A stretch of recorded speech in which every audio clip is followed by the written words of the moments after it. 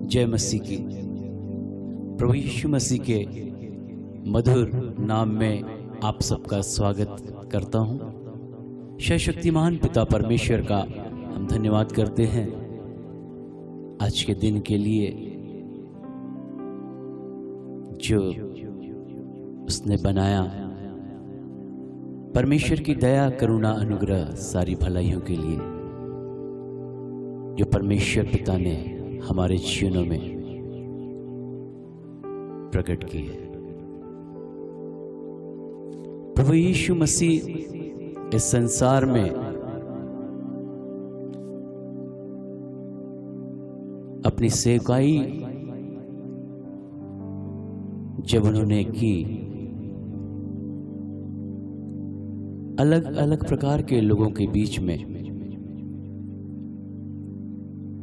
दृष्टांतों के द्वारा उन्होंने परमेश्वर के राज्य का, स्वर्ग के राज्य के विषय में प्रचार किया। किसानों के बीच में फसल को लेकर, मजदूरों के बीच में भूमि के दृष्टांत को लेकर, मछुआरों के बीच में मछली और जाल को लेकर, उन सारे दृष्टांतों के द्वारा उन्होंने स्वर्ग के राज्य का प्रचार किया कि सुनने वाले आसानी से उन बातों को ग्रहण कर सके। इसी प्रकार एक दृष्टांत लूका रचित समाचार में उसके 12 अध्याय 16 और 21 से जब हम पढ़ते हैं, प्रभु यीशु मसीह ने एक मूर्ख धनवान के विषय में दृष्टांत के द्वारा स्वर्ग के राज्य के विषय में प्रचार किया। वहां पर इस प्रकार से लिखा हुआ है, एक धनवान व्यक्ति के विषय में जिसके भूमि में बहुत फसल हुई और उसने उन सारी फसल को रखने के लिए अपनी बखारियों को बढ़ाया। वो अपने मन में कल्पनाएं करने लगा और उसने कहा, इतनी धन संपत्ति, इतना सब कुछ मेरे पास है। उसने कहा, हे मेरे प्राण, चैन कर, खा पी और सुख से रहे। परमेश्वर उस व्यक्ति के लिए कहता है, हे मूर्ख, यदि आज की रात तेरा प्राण ले लिया जाए तो ये जो धन तूने इकट्ठा किया है, ये संपत्ति तूने बनाई है, इसका क्या प्रयोजन होगा।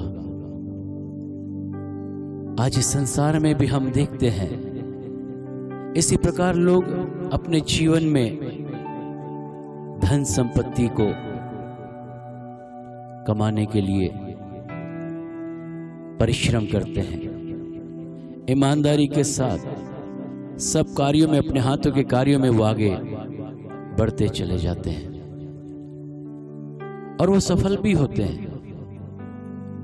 जब कोई व्यक्ति अपने जीवन में मेहनत करता, ईमानदारी के साथ, और अपने जीवन में उन्नति करता, संपत्ति और धन को कमाता है, इस सांसारिक दृष्टिकोण से दुनिया की नजर में वो एक सफल व्यक्ति ठहरता है,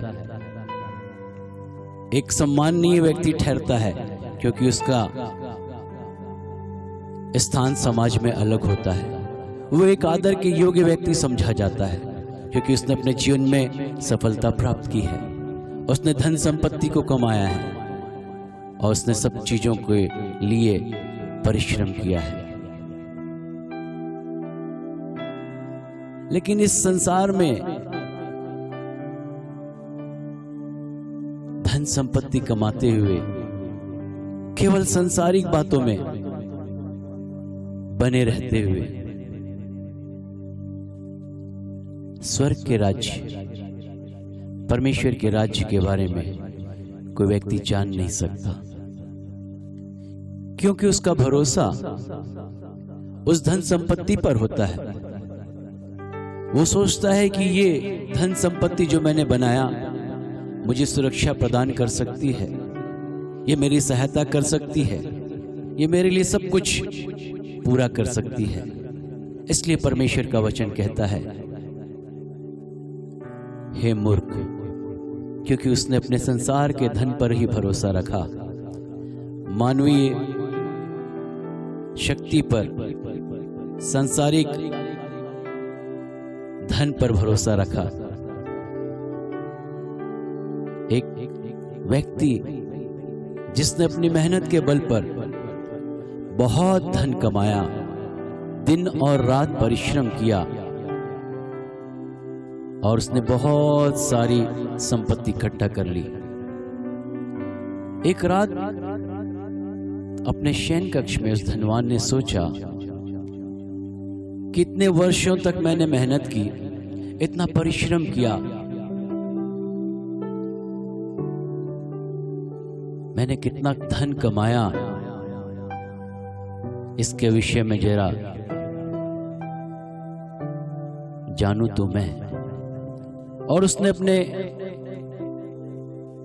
खजांची को बुलाया और उससे कहा, देखो मैंने अपने व्यापार को इतना बढ़ा लिया, मैंने इतनी धन संपत्ति कमा ली है, मैं चाहता हूं कि तुम मुझे हिसाब करके ये बात बताओ कि कितनी धन संपत्ति मैंने कमाई है।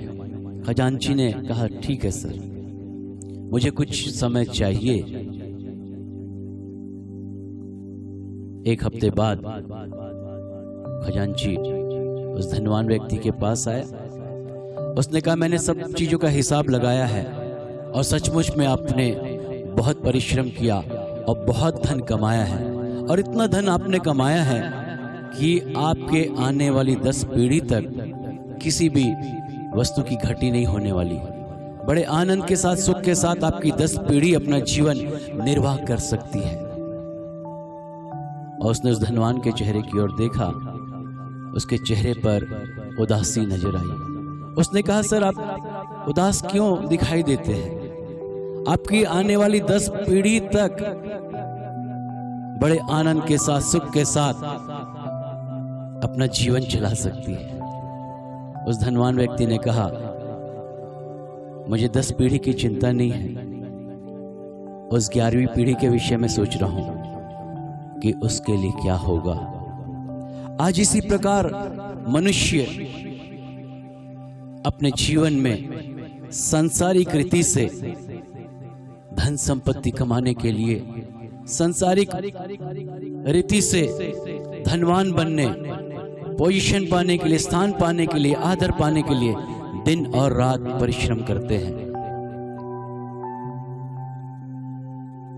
सबोपदेशक को लिखने वाला उपदेशक 2 अध्याय 11 पद में कहता है, वह ऐसा व्यक्ति जो महलों में रहने वाला, ऐसा राजा जिसके पास सब कुछ परमेश्वर ने भरपूरी से दिया, किसी भी चीज की घटी नहीं हुई, उसके धन वैभव की चर्चा दूर दूर के देशों में होती थी। वो अपने जीवन के अंत में कहता है, जो कार्य मैंने अपने हाथों से किया, जो परिश्रम मैंने अपने हाथों से किया, अब जीवन के अंतिम समय में मैं पाता हूं कि सब कुछ व्यर्थ है, व्यर्थ ही व्यर्थ है। वो इस बात को समझ पाया, लेकिन जीवन के अंतिम समय में कि सांसारिक धन, सांसारिक संपत्ति एक व्यक्ति के लिए सब कुछ पूरा नहीं कर सकती। इस संसार के धन के द्वारा एक व्यक्ति भोजन खरीद सकता है, लेकिन ये धन किसी को भूख प्रदान नहीं कर सकता। इस संसार के धन के द्वारा कोई मनुष्य एक सुंदर शयन कक्ष और एक आरामदेह बिस्तर खरीद सकता है, लेकिन वो उस नींद को खरीद नहीं सकता इस संसार के धन के द्वारा एक व्यक्ति सारी वस्तुओं को खरीद सकता है संसार की, लेकिन वो शांति को जो परमेश्वर की ओर से है खरीद नहीं सकता। इसका मतलब ये है कि आज सांसारिक धन के पीछे, सांसारिक संपत्ति के पीछे यदि कोई व्यक्ति भाग रहा है, वो अपने जीवन में बड़ी भूल कर रहा है। यीशु मसीह ने कहा, इस संसार के धन के पीछे ना भागे, क्योंकि संसार के धन को कीड़ा और काई बिगाड़ते हैं, चोर सेंध लगाते और उसे चुरा लेते हैं। लेकिन उस धन के लिए प्रयत्न करो जो स्वर्ग में। Hallelujah, hallelujah, hallelujah. इस संसार का धन नाशमान है। परमेश्वर ने कहा, यदि आज की रात तेरा प्राण ले लिया जाए, क्या ये धन तेरे साथ जाएगा? क्या संपत्ति तेरे साथ जाएगी? इसका मतलब परमेश्वर जानते हैं और परमेश्वर चाहते हैं एक इंसान, एक व्यक्ति अपने जीवन में सांसारिक धन के पीछे ना भागे, लेकिन स्वर्ग के धन की खोज में लगा रहे। हालेलुया, हालेलुया, हालेलुया। यीशु मसीह ने कहा मत्ती 6:26 में, आकाश के पक्षियों को देखो, ना वो कुछ बोते हैं, ना काटते, ना बटोरते हैं, लेकिन फिर भी मैं उनकी चिंता करने वाला परमेश्वर हूं। उन्हें भूखे नहीं रहने देता। और आपका मूल्य परमेश्वर की दृष्टि में बहुत बढ़कर है। आप उसकी दृष्टि में अनमोल हैं। इसलिए यीशु मसीह ने कहा, पहले परमेश्वर के राज्य और धर्म की खोज करें। उस धर्म और राज्य की खोज करें। सारी आवश्यकताओं को पूरा करने वाला वो परमेश्वर है। सारी चीजों को पूरी करने वाला परमेश्वर है। वो मेरे और आपके लिए अद्भुत प्रयोजन करने वाला परमेश्वर है।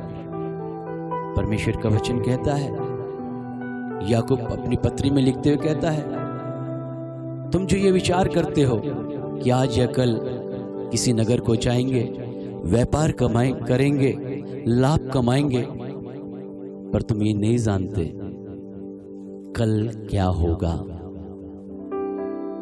कल क्या होगा। मनुष्य का जीवन भाप के समान है, बुलबुले के समान है, घास के समान है, क्षणिक है। कल क्या होगा हमें से कोई नहीं जानता। इसलिए प्रभु कहते हैं, परमेश्वर के राज्य और धर्म की खोज करें। सारी वस्तुएं, सारी आवश्यकताएं, सारी जरूरत को पूरा करने वाला परमेश्वर है। स्वर्ग के धन के, स्वर्ग के राज्य की चिंता करें। जब आप परमेश्वर की निकटता में आते हैं, जब परमेश्वर की उपस्थिति में आते हैं, अपना भरोसा सांसारिक धन पर नहीं, अपनी संपत्ति पर नहीं, लेकिन परमेश्वर पर जब एक व्यक्ति भरोसा करता है, वो स्वर्गीय धन के लिए आगे बढ़ता है। जब परमेश्वर के वचन के अनुसार चलते हैं, परमेश्वर से प्रेम करते हैं, परमेश्वर की उपस्थिति में जब आप चलते हैं, परमेश्वर की आज्ञाओं को अपने जीवन में पूरा करते हैं, वो स्वर्गीय धन आप अपने लिए इकट्ठा करते हैं, जिसे कोई चुरा नहीं सकता, जिसे कोई खत्म नहीं कर सकता, लेकिन वो आपके जीवन में अनंतकालीन प्रतिफल को लेकर आता है, क्योंकि यही स्वर्ग का धन आपके लिए स्वर्ग के दरवाजे को खोलता है। स्वर्गीय स्थानों में आपके लिए, वो आपके लिए स्थान को सुनिश्चित करता है। इस संसार के धन संपत्ति के द्वारा आप बहुत कुछ प्राप्त कर सकते हैं, जरूर, लेकिन सब कुछ आप प्राप्त नहीं कर सकते। इसलिए प्रभु यीशु मसीह ने लूका रचित सुसमाचार 12 अध्याय और 15 आयत में कहा कि किसी का जीवन उसकी संपत्ति के बहुतायत से नहीं होता। इसका मतलब धन और संपत्ति किसी के जीवन को घटा या बढ़ा नहीं सकती। यदि कोई धनवान सोचता है कि मेरी संपत्ति के द्वारा मैं अपनी आयु को बढ़ा सकता हूं, परमेश्वर के वचन के अनुसार वो मूर्ख ठहरता है, क्योंकि हर एक के आयु के दिन गिने हुए हैं। इस संसार में हर एक का एक निश्चित समय है जब संसार को छोड़कर जाना है। इसलिए यिर्मयाह 9:23 में इस प्रकार से लिखा हुआ है कि धनवान अपने धन पर घमंड ना करे, अपनी दौलत पर गर्व ना करे, लेकिन घमंड करे तो केवल इस बात पर कि मुझ परमेश्वर यहोवा को जानता और समझता है। आज सांसारिक धन के पीछे ना भागें, लेकिन उस स्वर्गीय धन के पीछे, उस स्वर्गीय राज के विषय में जो अनंतकालीन है, उसके विषय में सोचें। उस स्वर्गीय धन के लिए प्रयास करें, प्रयत्न करें, क्योंकि वो ही धन आपको उस अनंतकालीन स्वर्ग में आपका स्थान सुनिश्चित करता है। Hallelujah, hallelujah, hallelujah. यदि आप इस संसार में सब कुछ प्राप्त कर भी लें, प्रभु यीशु मसीह ने कहा, यदि मनुष्य सारे जगत को जीत भी ले, इस संसार में सब कुछ मान सम्मान धन दौलत संपत्ति कमा भी ले, और यदि अपने प्राण को खो दे, अपने जीवन को खो दे, तो उसे क्या लाभ होगा। लेकिन परमेश्वर ये चाहते हैं हर एक के लिए जो सुन रहे हैं, उस स्वर्ग के राज्य में, उस अनंतकालीन स्वर्ग में परमेश्वर की इच्छा की आप प्रवेश कर सके।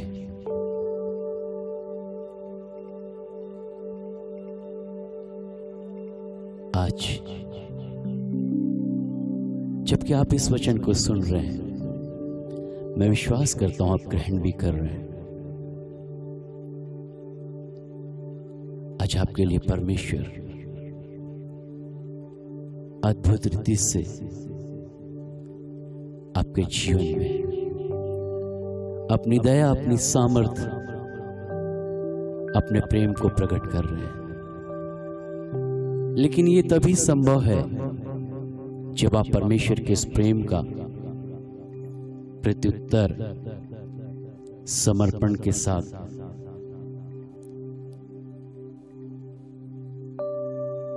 उसके चरणों में आकर विश्वास के अंगीकार के द्वारा कहें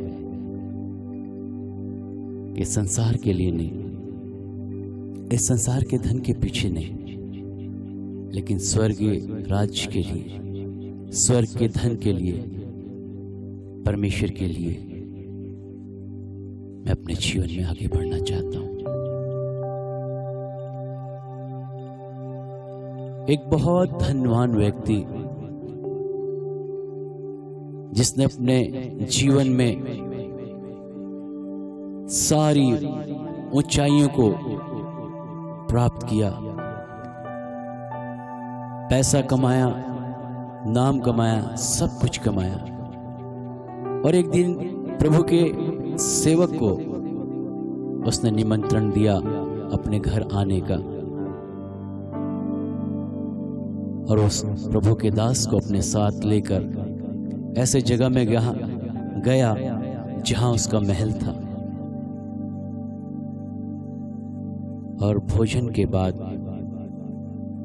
उसने प्रभु के सेवक से कहा, मैं आपको कुछ दिखाना चाहता हूं। और वो प्रभु के दास को महल की छत पर ले गया। उसने अपना हाथ उत्तर दिशा की ओर बढ़ाया और कहा, वो दूर जो तेल के कुएं दिखाई दे रहे हैं वे सब मेरे हैं। सालों परिश्रम किया मैंने, बरसों मेहनत की मैंने, और इस सब को मैंने कमाया है। दक्षिण दिशा की ओर हाथ किया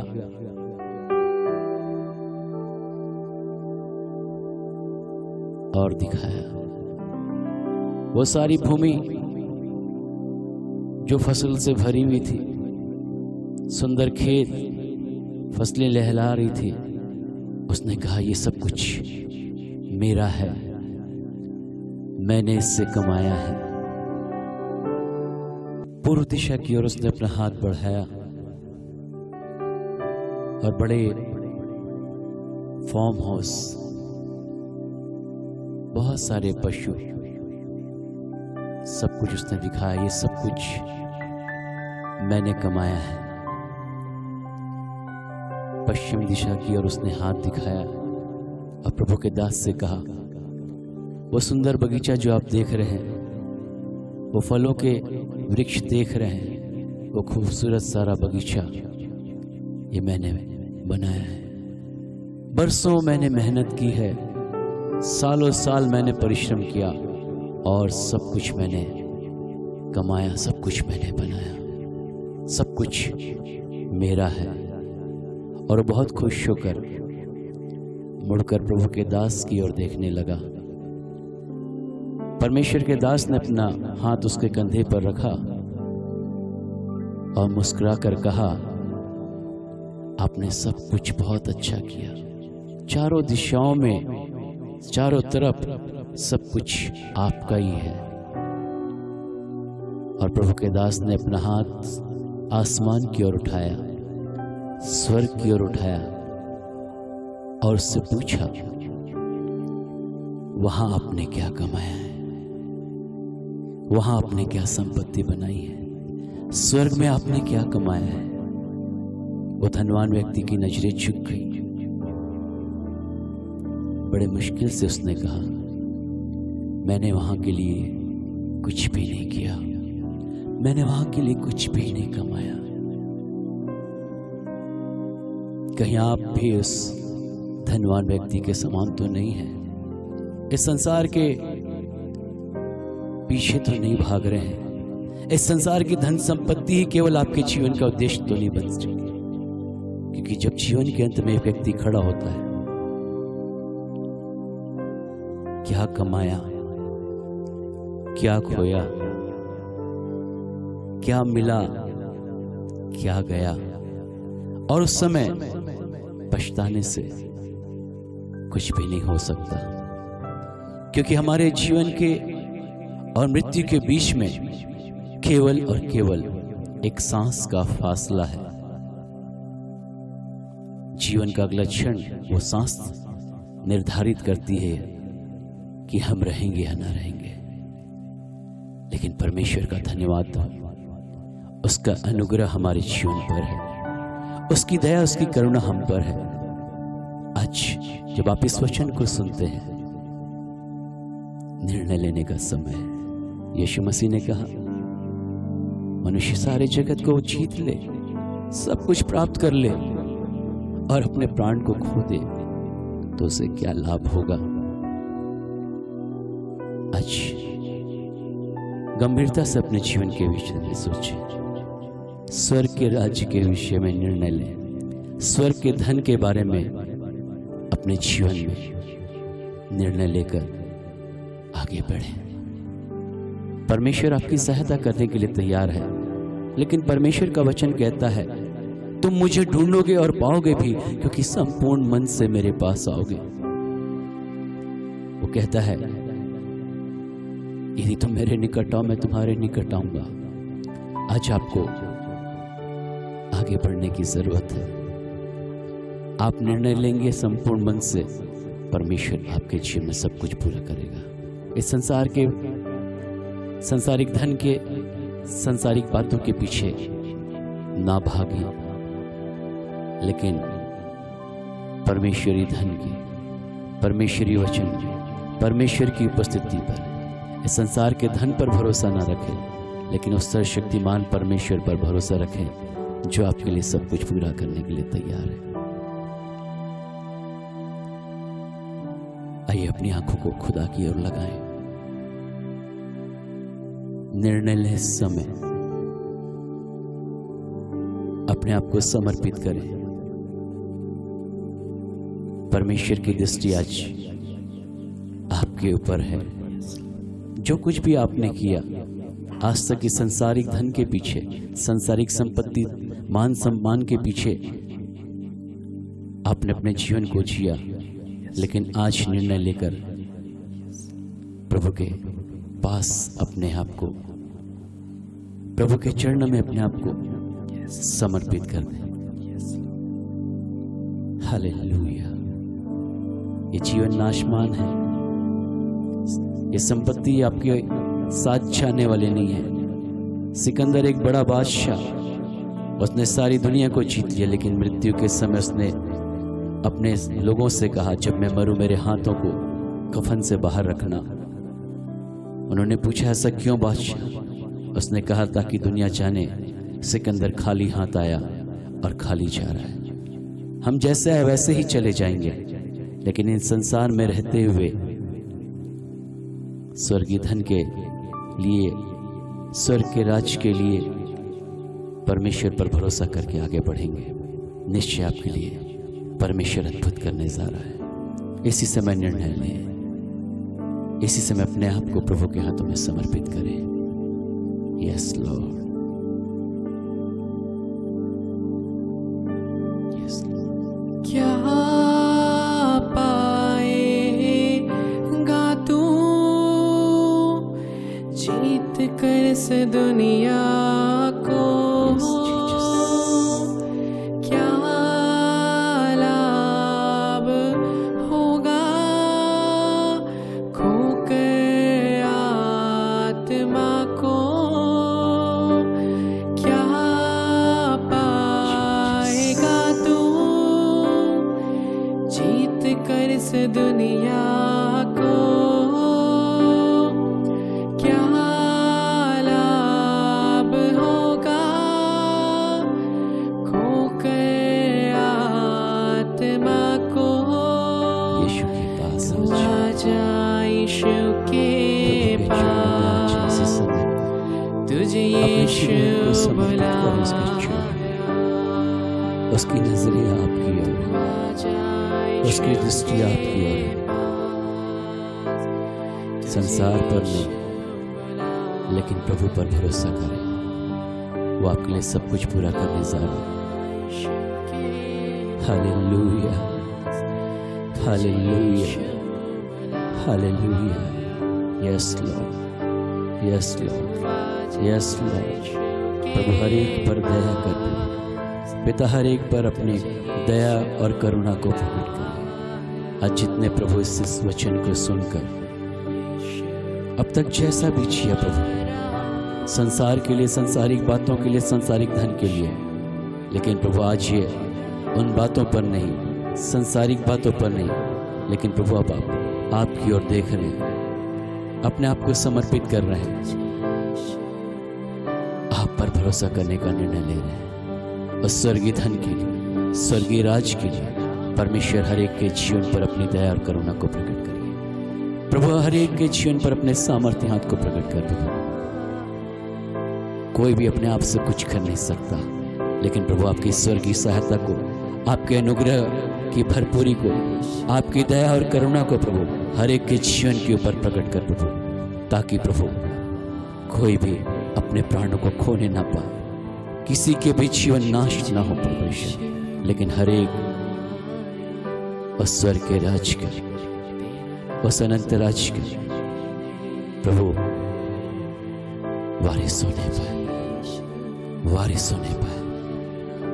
प्रभु हम आपका धन्यवाद देते हैं पिता, हम आपके नाम की महिमा तारीफ करते हैं खुदावंद। हर एक के ऊपर अपनी दया को प्रकट करने का, हर एक के जीवन को स्पर्श करने के लिए, हर एक के जीवन को छूने के लिए परमेश्वर हम धन्यवाद देते हैं। परमेश्वर